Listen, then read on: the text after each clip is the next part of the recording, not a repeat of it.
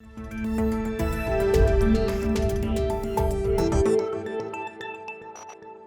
है top news. आप हैं मेरे यानी कि देव के साथ।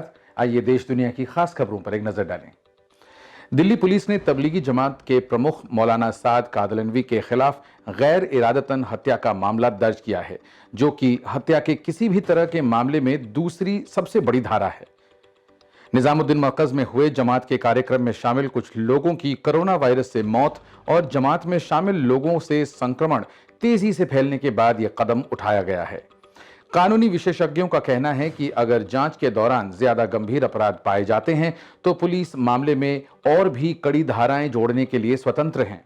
पुलिस सूत्रों का कहना है कि मौलाना साद और अन्य के खिलाफ दर्ज एफआईआर में आईपीसी की धारा 304 जोड़ी गई है।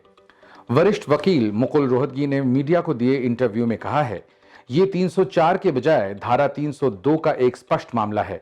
तबलीगी जमात के लोग मार्च में हुए कार्यक्रम में घोर आपराधिक लापरवाही कर रहे थे, जो देश भर में कोरोना पॉजिटिव लोगों के बड़े हिस्से के लिए जिम्मेदार हैं। वे जानते थे कि उनके इस कार्य से संक्रमण फैल जाएगा, जिससे काफी मौतें होने की संभावना है। रोहतगी ने कहा है कि मामले में तत्काल कार्यवाही की जानी चाहिए। मौलवी को आखिरी बार 28 मार्च को देखा गया था। बाद में एक ऑडियो संदेश के माध्यम से उन्होंने खुद से एकांतवास में होने का दावा किया। धारा 304 के अनुसार दोषी ठहराए जाने वाले व्यक्ति को आजीवन कारावास की सजा दी जा सकती है। यह सजा 10 साल तक बढ़ाई भी जा सकती है। आपको बता दें कि इससे पहले मौलाना साद पर उन धाराओं के तहत मामला दर्ज किया गया था जो जमानती थीं। अब धारा 304 शामिल होने के बाद साद के लिए जमानत पाना कठिन होगा। लेकिन अब यह खबर भी सामने आ रही है कि मौलाना साद के ससुराल के 2 रिश्तेदार उत्तर प्रदेश के सहारनपुर जिले में कोरोना वायरस से संक्रमित पाए गए हैं। सहारनपुर के जिलाधिकारी अखिलेश सिंह का कहना है कि मौलाना साद के 2 रिश्तेदारों के सैंपल में कोरोना की पुष्टि होने के बाद जिला प्रशासन ने थाना मंडी क्षेत्र के मोहल्ले मुफ्ती इलाके को सील कर दिया है और यहां के 8 लोगों को भी पृथकवास में रख दिया गया है। मध्य प्रदेश के इंदौर शहर में कोरोना मरीजों की संख्या फिर से बढ़ने लगी है। गुरुवार सुबह दिल्ली से जो रिपोर्ट आई है उसमें 110 लोग कोरोना पॉजिटिव हैं। इसके साथ ही इंदौर में कोरोना मरीजों की संख्या 696 पहुंच गई है। यही नहीं, इंदौर में अब तक कोरोना से 39 लोगों की मौत हो गई है। इंदौर सीएमएचओ डॉक्टर प्रवीण जड़िया ने बताया है कि बुधवार रात 42 नए कोरोना पॉजिटिव मरीज सामने आए थे। इसके बाद बुधवार तक इंदौर में कोरोना मरीजों की संख्या 586 थी। गुरुवार सुबह दिल्ली से 110 लोगों की रिपोर्ट और पॉजिटिव आई है। अब इंदौर जिले में कोरोना मरीजों की संख्या 696 पहुंच गई है। डॉक्टर जड़िया ने कहा है कि इंदौर में 13 मरीजों की स्थिति गंभीर बनी हुई थी, लेकिन अब 3 मरीज की ही स्थिति गंभीर है। इसके साथ ही इंदौर में कोरोना को मात देकर 37 लोग घर भी लौटे हैं। कुछ और लोगों की तबीयत में तेजी से सुधार हो रहा है। आने वाले दिनों में उनकी अस्पताल से छुट्टी हो सकती है। इंडियन प्रीमियर लीग का 13वां सीजन कोविड-19 वैश्विक महामारी के चलते अगली सूचना तक सस्पेंड कर दिया गया है। भारतीय क्रिकेट कंट्रोल बोर्ड ने अपने इस प्रीमियर टूर्नामेंट के लिए कोई नई विंडो भी तय नहीं की है। इस टूर्नामेंट के लिए शुरुआत में 29 मार्च से 24 मई की तारीख तय की गई थी। बुधवार को आई मीडिया रिपोर्ट्स में आईपीएल के चीफ ऑपरेटिंग ऑफिसर हेमंग अमीन ने सभी 8 फ्रेंचाइजियों को बताया कि देश भर में लॉकडाउन 3 मई तक बढ़ा दिया गया है। ऐसे में आमतौर पर गर्मियों में होने वाले इस टूर्नामेंट का आयोजन इस विंडो में नहीं करवाया जा सकेगा। पिछले महीने जब सरकार ने 21 दिन का लॉकडाउन घोषित किया था, तब आईपीएल को 15 अप्रैल तक टाल दिया गया था।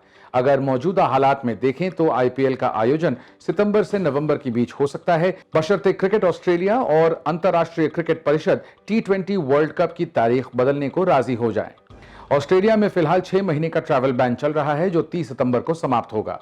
अगर स्थितियां सामान्य हो जाती हैं तो वर्ल्ड कप अक्टूबर-नवंबर में खेला जाएगा। भारत में पर्सनल प्रोटेक्टिव इक्विपमेंट यानी पीपीई की समस्या से कोई राहत मिलती नहीं दिख रही है। इस मामले से वाकिफ एक शख्स ने बताया कि चीन से आए इन अहम उपकरणों में से कई का इस्तेमाल नहीं हो रहा है, क्योंकि वे भारत में हुई सुरक्षा जांच में फेल रहे। चीन उन उपकरणों को सप्लाई करने वाला दुनिया का सबसे प्रमुख देश है। जिस चीन से कोरोना वायरस दुनिया भर में फैला, अब वही मेडिकल सप्लाई के नाम पर दुनिया के साथ मजाक कर रहा है। यूरोपीय देशों समेत कई जगहों पर चीन ने इतने घटिया पीपीई किट भेजे हैं जिन्हें पहना भी नहीं जा सकता है। सोशल मीडिया पर ऐसे तमाम वीडियो वायरल हो रहे हैं जिसमें चीन के भेजे पीपीआई किट पहनते ही फट रहे हैं।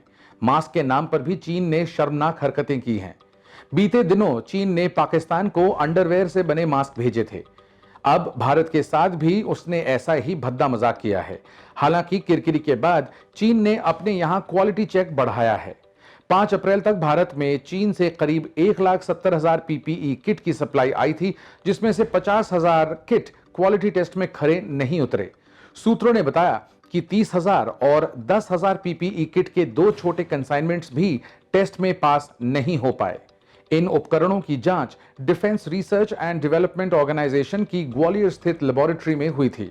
सूत्रों ने बताया कि क्वालिटी टेस्ट में जो कंसाइनमेंट्स फेल हुए हैं, उन्हें देश की बड़ी प्राइवेट कंपनियों ने डोनेशन के तौर पर भारत सरकार को दिया था। हालांकि उन्होंने इन दानकर्ताओं के नाम से जुड़ी कोई जानकारी नहीं दी थी। भारत को रोजाना करीब 1 लाख पीपीई की जरूरत है। हालांकि एक्सपोर्ट में गिरावट और वायरस के प्रकोप के चलते दुनिया भर में मांग बढ़ने की वजह से इन किट्स की पर्याप्त मात्रा में सप्लाई काफी चुनौतीपूर्ण हो गई है। ऐसी और भी ताजा तरीन खबरों के लिए नवभारत टाइम्स के फेसबुक पेज को लाइक करें और यूट्यूब चैनल को सब्सक्राइब करें।